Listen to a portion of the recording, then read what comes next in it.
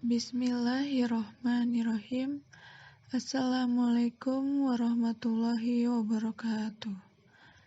Perkenalkan, nama saya Della Martianingrum, NPM 2017 21500 211.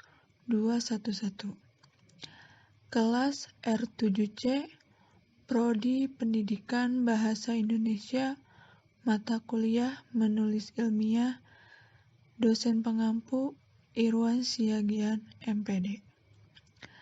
Saya di sini akan menjelaskan materi tentang sistem perujukan catatan kaki. Catatan kaki atau footnote yaitu berisi informasi tambahan yang ditempatkan pada bagian bawah halaman buku yang dicetak dan kegunaannya untuk menyatakan sumber fakta suatu kutipan. Dengan kata lain, catatan kaki atau footnote dapat mencangkup apa saja mulai dari kutipan hingga informasi dari sumber luar. Catatan kaki menurut para ahli. Yang pertama, menurut Goris Keraf, catatan kaki adalah keterangan dari teks karangan yang ditempatkan pada kaki halaman karangan yang bersangkutan. Yang kedua, menurut para ahli Merriam-Webster, catatan kaki adalah catatan referensi, penjelasan, atau komentar biasanya ditempatkan di bawah teks pada halaman yang dicetak. Tujuan catatan kaki atau footnote. Yang pertama, menyusun pembuktian atau sumber tulisan. Yang kedua, menyatakan kepada pengarang yang dikutip pendapatnya. Yang ketiga, menyampaikan keterangan tambahan, memperkuat uraian, dengan kata lain, keterangan insidental materi penjelas yang kurang penting, perbaikan, dan pandangan yang bertentangan. Yang keempat, merujuk bagian lain teks atau uraian pada halaman lain sebelum atau sesudahnya. Fungsi catatan kaki. Yang pertama, catatan kaki berfungsi sebagai penunjuk yang berkaitan dengan sumber hasil kutipan yang dicantumkan di dalam teks karya tulis. Yang kedua, catatan kaki berfungsi untuk menjelaskan secara definitif tentang suatu istilah yang belum banyak dikenal oleh banyak orang. Yang ketiga, catatan kaki berfungsi untuk memperjelas yang berupa penafsiran atau keterangan lebih lanjut mengenai makna dari istilah dalam kalimat. Yang keempat, catatan kaki sebagai bentuk penghargaan terhadap sumber yang telah dikutip. Contoh catatan kaki. Yang pertama, contoh catatan pada pengarang.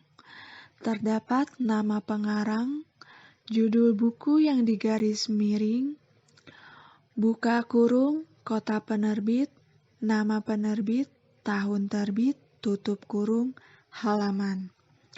Yang kedua, contoh catatan pada surat kabar.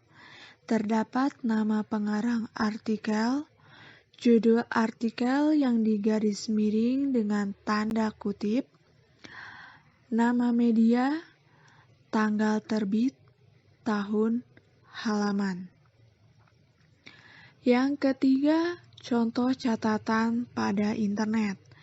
Terdapat nama penulis, judul artikel yang ditandai dengan tanda kutip, alamat lengkap internet, dan tanggal akses.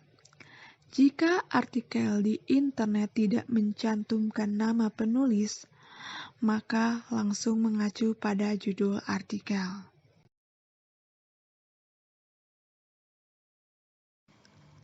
Bentuk catatan.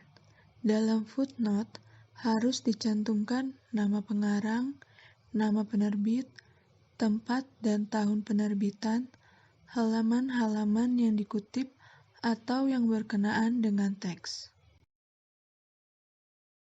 Unsur-unsur catatan kaki atau footnote terbagi menjadi 5. Yang pertama, nomor penunjuk.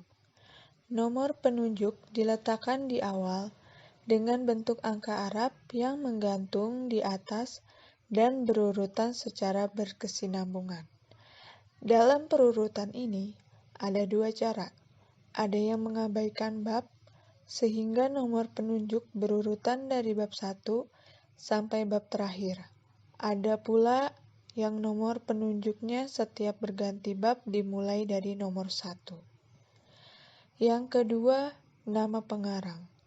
Nama pengarang ditulis seperti biasa, tidak dibalik, dan gelar tidak dicantumkan. Yang ketiga, judul karangan.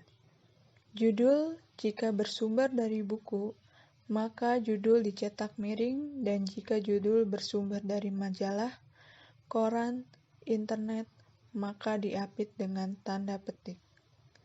Yang keempat, data kepustakaan. Data kepustakaan meliputi kota terbit, penerbit, dan tahun terbit. Yang kelima, halaman. Halaman ditulis di akhir catatan kaki. Ada yang menyingkat halaman ini dengan HAL atau HLM, yang kemudian diikuti halaman referensi yang dirujuk, setelah itu diakhiri oleh tanda titik. Catatan akhir atau endnote, yaitu sistem pengacuan dengan cara menempatkan informasi tentang identitas lengkap suatu sumber rujukan di bagian akhir sebuah artikel sebelum daftar pustaka. Fungsi catatan akhir atau endnote untuk menggunakan berbagai macam gaya bibliografi untuk berbagai aturan penulisan jurnal. Endnote atau catatan akhir memiliki fungsi yang mirip dengan footnote. Hanya saja, endnote dituliskan atau diletakkan pada bagian akhir dokumen, bukan pada bagian bawah dari setiap halaman. Manfaat menggunakan catatan akhir atau endnote: menghindari kemungkinan potensi akan plagiat atau plagiarisme, memudahkan proses penulisan referensi atau daftar pustaka, memudahkan pengguna dalam mengelola file, artikel, dan jurnal. Body note. Dalam body note terdiri dari 3 unsur, yaitu nama pengarang, tahun terbit, dan halaman. Untuk nama pengarang, cukup ditulis nama akhirnya saja dan ditulis tanpa gelar. Untuk tahun terbit, yang ditulis adalah tahun terbit yang ada pada katalog buku yang lazim ada pada awal sebuah buku. Adapun halaman yang ditulis adalah halaman teks yang kita jadikan rujukan, bukan halaman karangan kita sendiri. Cara penulisan body note selalu menggunakan tanda kurung dan tahun serta halaman yang dipisah dengan titik dua. Sumber rujukan dapat ditulis sebelum atau sesudah kalimat-kalimat yang mengandung kutipan. Jika ditulis sebelum teks kutipan, nama akhir pengarang masuk ke dalam teks diikuti dengan tahun terbitan di antara tanda kurung. Jika ditulis sesudah teks kutipan, rujukan ditulis di antara tanda kurung dimulai dengan nama akhir, titik tahun terbit, titik dua, diakhiri halaman. Catatan tubuh menyatu dengan naskah, hanya ditandai dengan kurung buka dan kurung tutup. Catatan yang memuat nama belakang penulis, tahun terbit buku, dan halaman yang dikutip. Contohnya, nama penulis adalah James Arthur, maka cukup ditulis Arthur. Arthur 1999-2021, yaitu nama penulis, tahun terbit buku, dan halaman. Penulisan catatan tubuh terdapat dua cara, yaitu setelah selesainya kutipan dan sebelumnya kutipan. Kurang lebihnya mohon maaf. Wassalamualaikum warahmatullahi wabarakatuh.